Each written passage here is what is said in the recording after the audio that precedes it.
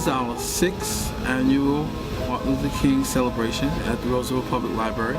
We started out 6 years ago, we were very small, and now we've grown to over 125 people, so I think it's great. Out of that period of 55 to 68, there were so many battles that were won, so many barriers that were knocked over. And after King passed away, not too many barriers have been knocked over. And we're still clinging on to those things that happened in the civil rights movement. And I think that's why the kids are so important, because they have new ideas and new vision. I'm hoping that the Roosevelt Public Library, with the leadership that we have here, keep that legacy going. This event and the event that will be happening on Saturday the 18th is an event that helps people to understand the transition of where we were to where we are now, and hopefully where we could be in the future. Shackles bound and unchained, hope, dreams, and the future all detained. Yet the caged bird sings for the freedom of life. Yet a dream deferred blocks his voice from reaching out. And who taught you? Why is it a big deal to you? Equality or the holiday? Or the awareness of your history? All right, Mr. Aaron, think of it like this. Let's say, as a person, you did not know your history. How would you feel? I wouldn't know who I am. You wouldn't know who you are. Yeah. That's what's important. So we could have a basic understanding of who we are. So we could have a basic understanding of belonging, the feeling of belonging that everybody loves. If you don't feel like you belong, then, you can't really succeed in life.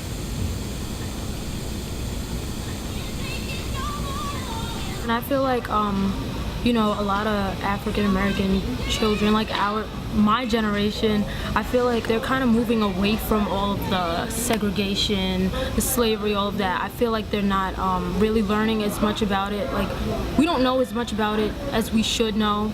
And I feel like it's great that, the library, we get to come here and we get to learn more about it. And I think that more students should come and learn more about it, learn about their history.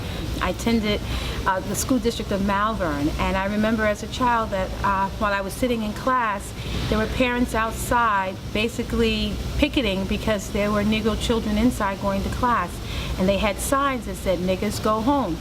It was through that my character, my strength, and the legacy of just understanding my culture was born. I'm always inspired by the path that Dr. Martin Luther King Jr. has lit for us to follow. Dr. King had high standards for social justice and political activism. Dr. King was not just a great orator, was not just a preacher, but he understood that in order to change a nation, you must first affect change among the people. And in order to do that, you must affect public policy. If you're going to be a freedom fighter, if you're going to fight for liberation and freedom, not only do you got to make your voice heard in the street, but you got to make your voice heard at the table. But I must be honest with you today, that if you don't speak truth today, and if you don't speak against the justice and inequality, you do nothing to celebrate the life of Dr. King. Part of his legacy is that he was always able to embrace and always able to forgive. That's what they say about Nelson Mandela, that Nelson Mandela was able to forgive. And Nelson Mandela was able to forgive. And they say that is what is heroic about Mandela, that is what is heroic about Dr. King, the compassion they had and their ability to love their enemy.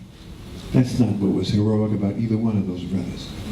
What was heroic was that they were uncompromising, that they were courageous, that they could not be defeated, that they challenged you to stand up and fight back, that they would not accept racism.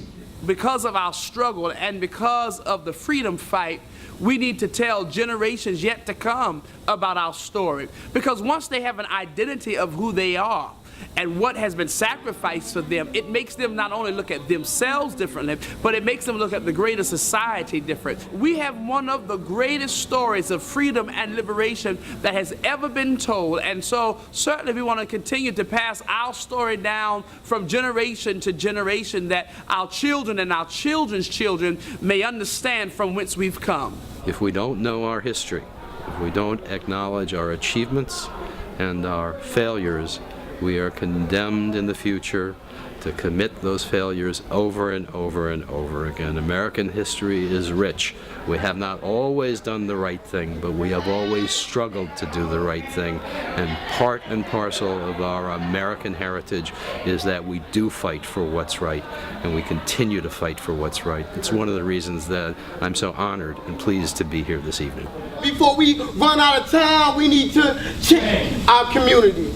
Because every night you turn on the news, you see foolery, pastors giving eulogies, all because of love of guns, drugs, and jewelry. We need to change our morals and values back to the way they used to be. I need to change. You need to change. Where there's symmetry between our words and our actions, because right now it seems like our words are support for the mass distraction. And action needs to be changed to inaction. Passive, no more passing by the vagrants knocking on society's door.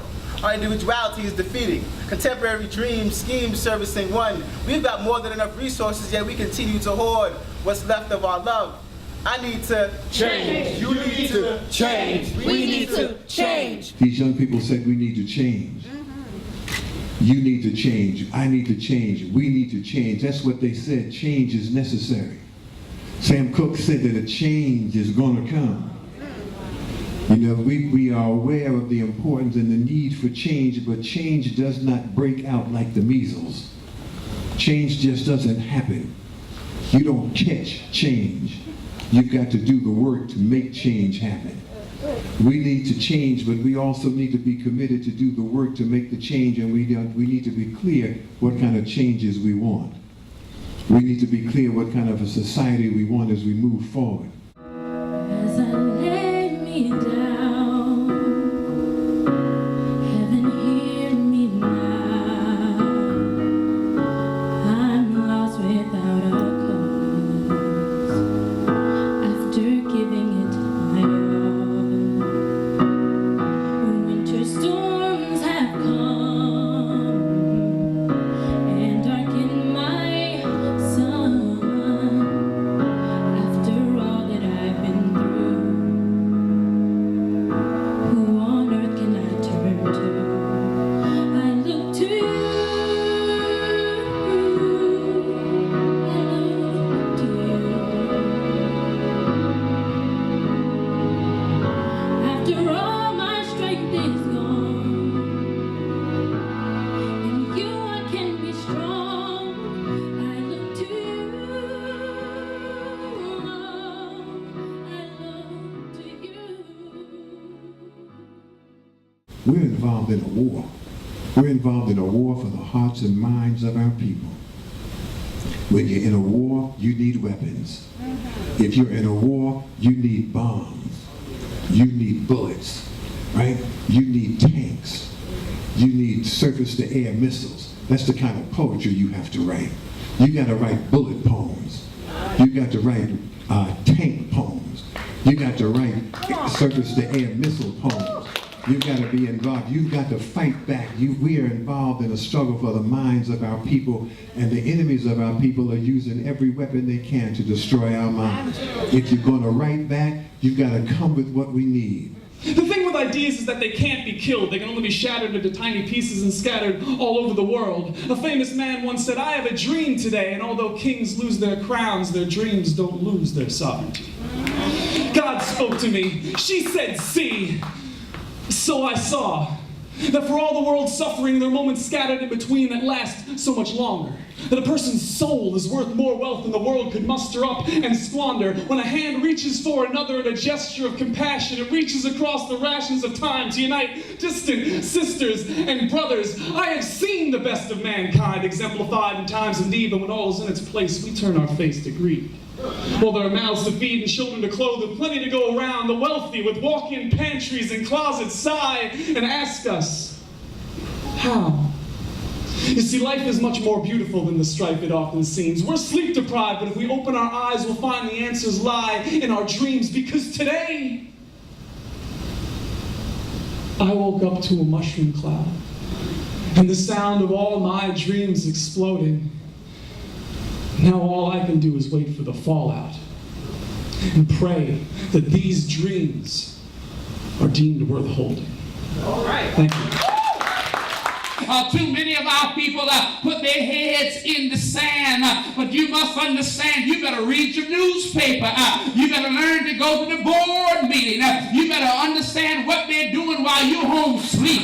You need to know why they're having meetings while you're at work and you can't get there, because they don't want you there. But the real fighters for justice and equality can't sit back while others hold us by our neck, take our freedom away from us, take our equality away from us, and use us as though we are objects rather than the wonderful creation that God has made us to be. We are the best educated, the wealthiest, the greatest experienced black people collectively anywhere in the world.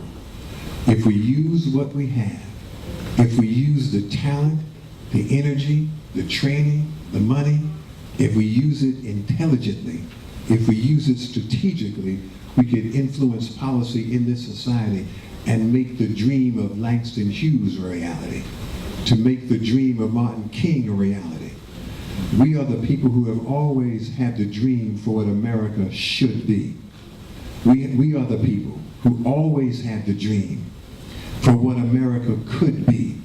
And America does not move forward and make progress unless you move it forward. You have always been the moral conscience of this country. If you sit down, America goes into decline. You have to stand up, push back, fight back, because the future of this country is in your hands.